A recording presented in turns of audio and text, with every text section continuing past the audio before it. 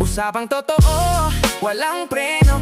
You under vlogcaster, real talk lang, walang plastikan. Magandang araw mga ka-Wonder, welcome back sa ating YouTube channel, Wonder Vlogcaster po. Magandang hapon sa inyo lahat. Katatapos lang ng House Committee on Justice hearing. Ngayon pong April 29, I think ito yung ika-4, ano? At of course, wala po, hindi dumating si VP Sara Duterte. Laging kino-quote yung kanyang presence. Pero wala siya. Umattend yata siya ng isang programa, no? At pinakita nga nila, no, naramdaman ng House Committee on Justice yung pagkakadisgust na hindi importante at wala nga raw jurisdiction ito sa kanila. Well, mga ka-Wonder, no? Pag-usapan natin itong katatapos ng kung ano ba yung pinakabuod at nilalaman nitong mga naging usapin, mga ka-Wonder, no? Dito, tinalakay, mga ka-Wonder, no, na-invite nga ang NBI Director na si Attorney Melvin Matibag at pinagtibay niya yung mga, of course, sinabi na yung mga nilalaman ng mga threats. Ayan na, yung threats, mga ka-Wonder. Alam natin na yung mga destabilization na yan, yung mga sinasabing civil unrest, lalo-lalo na yung mga sinasabing iulo ng Pangulo, no? Yung ihiwalay, ipapahukay yung tatay, no? Yung sinasabing may mga terms si Sara na ginagamit, ano, na designated survivor, na pinag-usapan din doon, mga ka-Wonder, ano? At yung mga threats niya, na kinukumpirma ba na ito ba ay threat o hindi? Pero bago yan, mga ka-Wonder, i-subscribe nyo po ang ating YouTube channel. May subscribe button po dyan, libre po yan. Pagkapindot nyo po ng subscribe, lalabas po yung bell, piliin nyo po yung all. Marami pong salamat, mga ka-Wonder. So tuloy po natin, mga ka-Wonder, no? So pinag-usapan doon itong threats at una, bago napunta dyan, nagkaroon muna ng desisyon kung bubuksan itong mahiwagang box. No? At yung hati, ang opinion, of course, I think anim ang gusto buksan itong box. At of course, number one dyan, si dating senador o si Congresswoman Laila de Lima. No? At of course, pinag-isipan lang mabuti yung kanilang mga stand. At hindi nga nila dinesisyonan na buksan itong sinasabing mahiwagang box, mga ka-Wonder. So hindi yan bubuksan, hayaan nila yan dun sa Senado, sila na mag-decide. So hanggang sa napunta na nga rito kay Attorney Matibag at pinatunayan niya o pinagtibay niya yung mga sinasabi na iba ginagawa pang conditional threat. Pero no, lawyers themselves, they know that there is no such thing as conditional threat. Dahil threat is a threat. So may mga argument dyan kung ganito rin pagkakasabi. No? Iba kasi yung pagkakasabi ni Sara Duterte na piniplay nga yung kanyang video na galit siya, na intense siya. No? At hanggang sa nagdesisyon na sila at natapos na itong Saballa at saka Cabrera ay both sufficient in substance at may motion na i-final na sinuggest etong si De Lima na sabi niya i-incorporate na lang yung dalawa, pag-isahin na lang. At nagkaroon ng motion at pumayag na iisahin na lang yung motion na yan.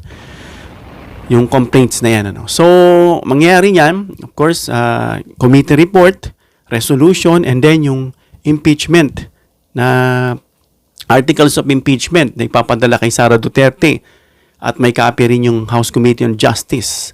At yan may sunod pang hearing this coming May, May 4 yata yun, parang ganun. Ma-update naman kayo. So, yun yung mga sinasabing laman nito, ng naging meeting, naging hearing ngayon.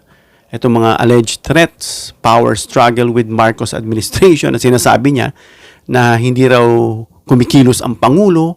At alam mo yun, mapapansin natin habang pinapatakbo yung usapin, nakikita natin kung gaano ka-toxic itong pamilya Duterte, mga ka-Wonder. Grabe, simula nang naupo sila, naging stressful ang buong taong bayan. No? Talagang makikita mo yung mga threats, pananakot nila. Itong mga dangerous, symbolic ng destabilization na mga lumalabas sa bibig nila, yun ang pinakinggan. No? Ito hindi na tungkol sa politics, mga ka-Wonder. No? Ito ay tungkol sa mga sinabi na at ininterpret nga nitong NBI yung threats At may narinig pa tayo dyan mga ka-wonder na ginamit yung psychiatrists at psychologists. No? Meron po kaming subject niyan itong last year lang, no? Na-discuss namin yan. Yung kaibahan ng psychology sa psychiatrist. No? Isa rin dyan sa kaibahan nila. Itong psychiatrist kasi is medical doctor yan. Sabi nga ni Garin, tama siya ron at hindi naman medical doctor itong psychologist. At ang kaibahan pa dyan, ang psychiatrist nagpe-prescribe ng gamot. Yung mga psychologists, they are more on counseling, no? Kagaya nitong mga counselors. No? So napag-usapan yan dahil nga dun sa status o condition ng isip nitong si VP Sara Duterte. Kasi nga para sa kanila, para ang dating, walang normal na tao, parang may something. Kung magsasalita ka ng ganyan, na pinagbantaan mo yung Pangulo, yung si Martin Romualdez at itong First Lady, mga ka-wonder. Pero may kapansin-pansin, na idamay itong si Baste, no? Sa kanyang speech during Rage. Doon pa lang daw sa title, talaga may kita mo, galit na . Just a simple message sa ato ang Pangulo. From now on, before you go to bed, think of the Romanovs. Think of Benito Mussolini and his wife. And think of what happened to you in 1986. And maybe you'll reconsider the direction that you are taking. Rage, no? May sinabi itong si Baste, no? Ginamit niya yung Romanov history. Nabasa natin yan noon. So, way back in college, na-discuss yan, although medyo nakakalimutan ko na. At isinama pa rito yung si Mussolini bilang reference nitong si Baste na pinabulaanan nga raw nitong si Paulo Duterte nitong si Paulo Marcoleta, no, na sinabi niya ito raw ina-address dito sa mga Duterte, no? Itong si Paulo, mga ka-wonder, hindi natin maintindihan, mema talaga . Alam niyo ba yung mema? Mema sabi lang, mema bat-in lang, yung mga ganun kahit na wala na sa lugar, So, ginamit niya yung mga dynasty na yung Romanov, no? At saka itong si Benito Mussolini, na alam natin na yung mga history niyan, lalo na si Mussolini, na ang pangit na naging history nitong Italianong ito, no? Na alam natin na ginamit nga, binigay nga ni Bel, pangalan Zamora, no? Yung nagbigay siya ng crash course, background kung bakit sinabi ni Baste ito. Na ang labas kasi mga ka-wonder, parang isa itong threat, na sabi niya kay Marcos, come to think of it, parang ganun, if I have to tawag dito, rephrase o paraphrase, no? Na parang sinabi niya bago ka matulog. Kung hindi ako nagkakamali, yun yung pagkakasabi niya. So he is directly addressing this to President Marcos, na kahit ibahin ni Marcoleta, yun ang laman. No, alam natin itong Romanov dynasty, isang pamilya na na-overthrown ito during revolution, no? Itong royal family na na-execute actually, mga ka-wonder. No, yung simbolo na sinasabi diyan yung collapse of a long-standing power. Alam natin may pagkakahawig to sa Pangulong Marcos Sr. na namuno ng 20 years, mahigit dito sa ating bansa, na tinawag nga siyang diktador. At ngayon yung kanya namang anak, no? Na tinutukoy din doon na ang konsepto nito, ang symbol nito ay violent end of leadership. Parang yun ang tinutukoy nila, mga ka-wonder, dito kay PBBM, which is hindi naman talaga ganun ang nangyari, kahit isite niya itong Romanov na ito. While dito kay Mussolini naman, mga ka-wonder, ito yung isang diktador, no, na na-remove, na-execute, no? Itong si Mussolini, by his own people. So parang kung iisipin mo, mga ka-wonder, sabi nga ng isang kongresista, we should not take this lightly because it has implication, may meaning ito, kahit sabihin lang hyperbole, metaphor, ano man uri ng figure speech o figurative dyan, no? Na ito nga ay may mensahe na parang sinasabi nitong si Baste, in my opinion, in my interpretation, no? as how I understand that, sabi niya nga parang i-remove ka ng tao o itong mangyayari sa iyo, kumbaga yung fate ni PBBM, magiging isang parang history ng kanyang demise. Parang ganun ang mangyari. No? Public backlash. No, yung isang leader, yung downfall niya, at humiliation, yun yung parang pinararating dito. No? So, posibleng mensahe yan ni Baste dito sa Pangulong Marcos at sa pamilya. Dahil nga tinukoy niya rito, Romanov, mga kawander. Ang Romanov ay isang dynasty, isang pamilya yan. No? Nang message na ito ay pinapakita niya yung history na nangyari sa mga leader daw na abuso sa kapangyarihan. Pero alam naman natin na hindi naman abuso ang Pangulo. Naratibo nila yan, of course, dahil kailangan nilang ipagtanggol yung sarili nila at pasamain yung Pangulong Marcos. No? Although hindi ito literal, no? Symbolic nga, sabi nila, hyperbole, no? Metaphor, pero ito ay isang political language, isa itong political na mensahe na pinararating nitong si Baste. No? Isa itong revolutionary undertone, no? Yung kanyang mensahe na sinasabi niya na may laman, na ibig sabihin yung rehimen ng pag-collapse. No? Alam na natin yung nangyari sa Pangulong Ferdinand Marcos Sr. noon. Sabi ni Duterte, magagaya ka lang dun sa ama mo, the history repeats itself. Parang ganun ang sinasabi. No, ito yung people turning against leaders. Na parang kung iisipin nyo mga kawander, para itong isang inciting, para rin itong isang inciting to sedition. No? Na sinasabing power is not permanent, of course. Pero of course, parang naririnig din natin, they are aiming, no, to monopolize yung power. Kasi pagkatapos ni Sara, sunod si Baste, pagkatapos ni Baste, si Pulong, pagkatapos ni Pulong, si Kitty, ganun na rin yun . Parang dynasty pa rin ang labas kahit patamaan niya si PBBM. Lalo na ngayon ay pinapatupad o inilulunsad itong anti-dynasty bill na siyang sana matupad na, no? Na itong affinity and consanguinity, sana umabot ito hanggang sa ika-4 na lahi, na dugo, hanggang sa kamag-anak, o sinasabing kamag-anak, kung ano man yung maipasa dyan, kasi pinalalight nila . No, kahit daw magkadugo talaga, magkaiba naman daw ang posisyon, magkaibang office, yung isang national, isang local. No, ganun pa rin, papunta rin yan doon . So itong ginawa ni Baste, mga kawander, nakikita rin ito ng mga analyst. May mga kaibigan akong analyst, mga kawander, na hindi na sila sumasawsaw dyan, pero they studied political science. Now they're studying law. No? So nagko-contribute sila sa mga opinion na naririnig ko at natututunan ko sa kanila. By the way, dun sa mga na-offend, dito sa ginawa natin example sa debate ni Falsis at saka ni Libayan, ay pasensya na kayo dahil yun naman ay isang katuwaan lang na debate rin nila.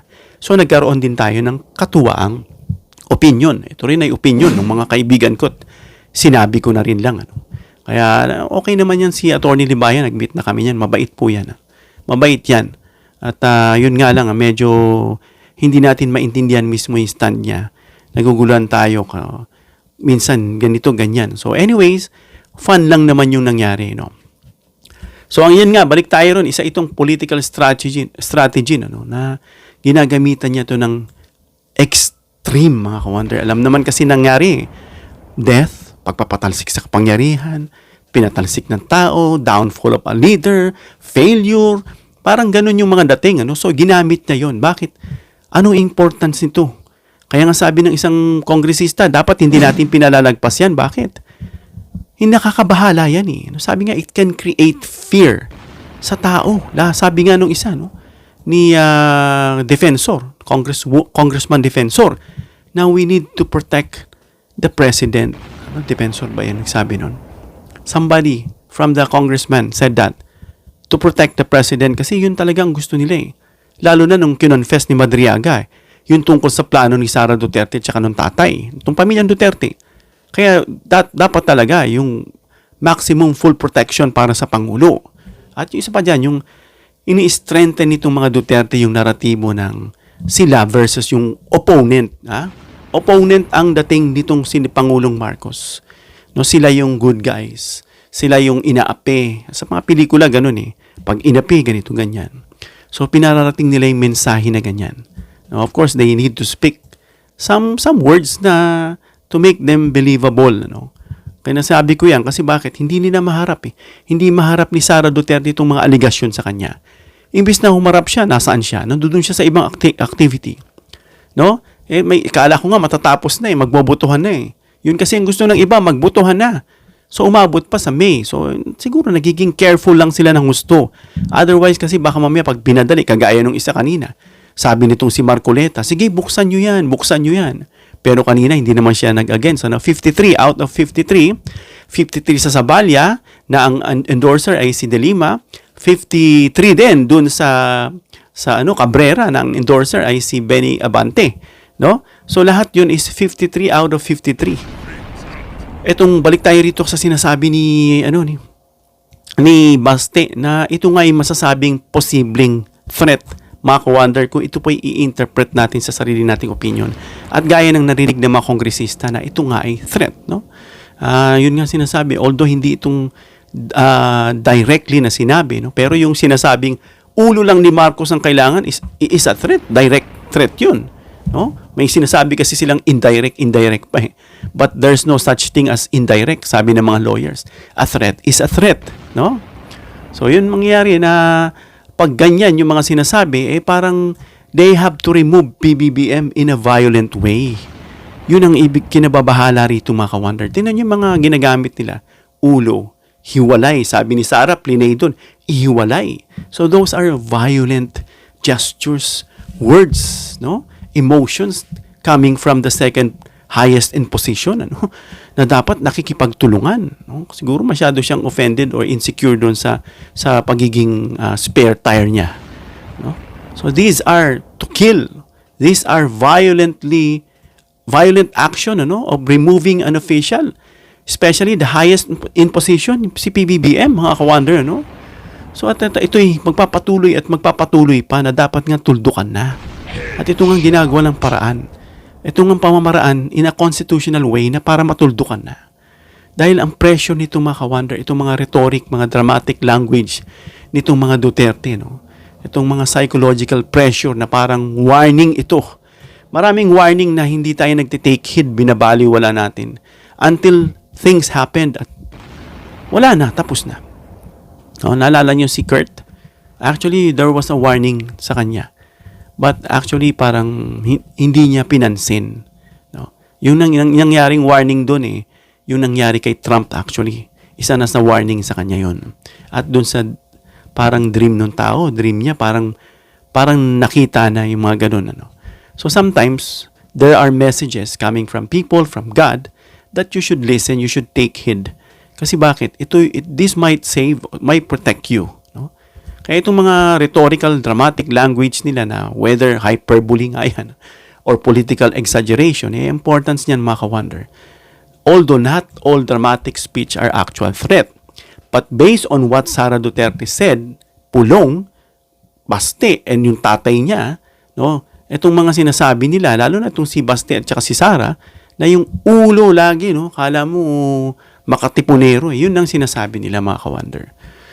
So yan, kung i-examine yan, in-examine nga yan ni Matibag, sinasabi nga nila this is threat. At may mga psychologists din sila doon sa NBI. Pag mga hindi sila alam, they consult them. Kaya yung mga sinasabi nila dyan, yun ay base sa mga kinonsulta din nila, mga ka-wonder.